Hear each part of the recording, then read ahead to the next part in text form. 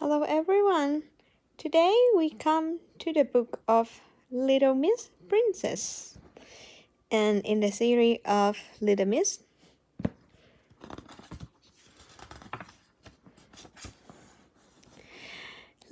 Princess' father was a king, and her mother was a queen, which I am sure you know meant that Little Miss Princess was a princess. And because she was a princess, she lived in a castle with turrets and a moat, a very big castle. And because she was a princess, she had lots of people to do everything for her.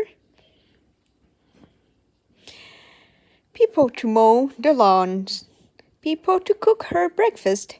She even had people to make her bed.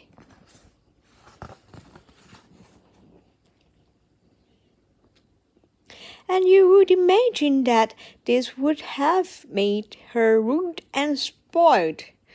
But she was a kind and generous and a good-hearted princess. I am so lucky to be a princess. I must spread my luck around, she would say to herself every morning. And she did this by trying to help people. She sent a chef to cook meals for Little Miss Sunshine when she heard that Little Miss Sunshine had the flu.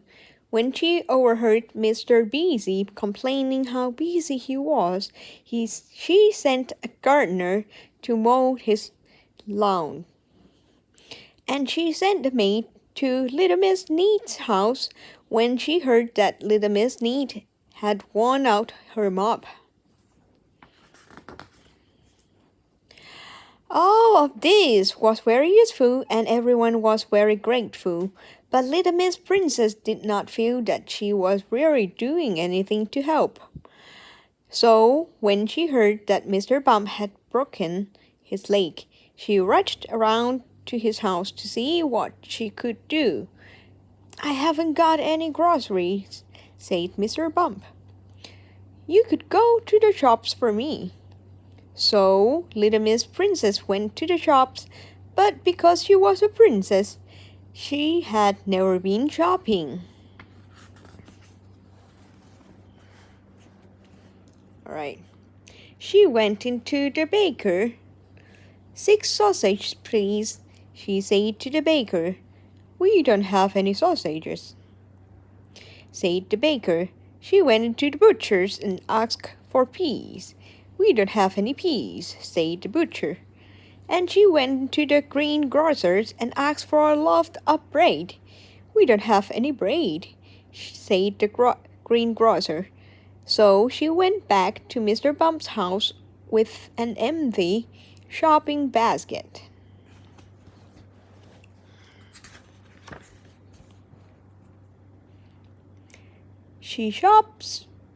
The shops have sold out of everything," she explained to Mr. Bump. "Everything?" said a puzzled Mr. Bump. "Yes, the butcher had no peas, the baker had no sausage, and the greengrocer said he didn't have any bread." "Oh," said Mr. Bump, realizing what had happened. "Why don't you try the supermarket?"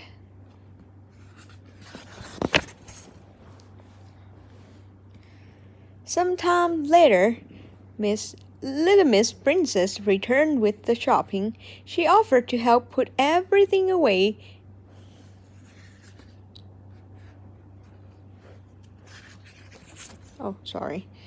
She helped, but because she was a princess, she had never unpacked the shopping.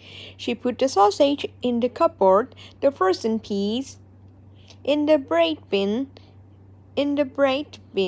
and the bread in the drawer, and the milk in the oven. Whoops. After she had put the shopping away, little Miss Princess offered to clean Mr. Bump's house, but because she was a princess, she had never cleaned anything before. She dusted the dishes, she polished the sofa, and she mopped the carpet. Oh no! Little Miss Princess then went upstairs to make Mr. Bump's bed, but because she was a princess, she had never made a bed. Oh dear. Little Miss Princess then offered to cook supper for Mr. Bump, but because she was a princess, she had never cooked a meal before.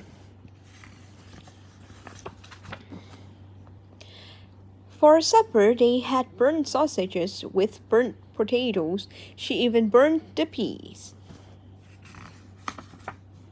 Oh dear, said little Miss Princess, throwing the burnt meat away. I'm just no good at anything. Oh, I wouldn't say that, said Mr. Bump. I'm sure you are good at all sorts of things. Like what? Sniffed little Miss Princess. I know, said Mr. Bump. Why don't you ring for a pizza? What will that prove? Asked little Miss Princess.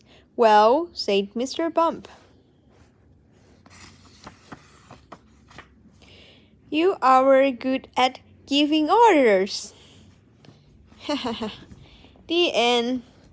We finished series of Little Miss on the book of Little Miss Princess. And bye-bye.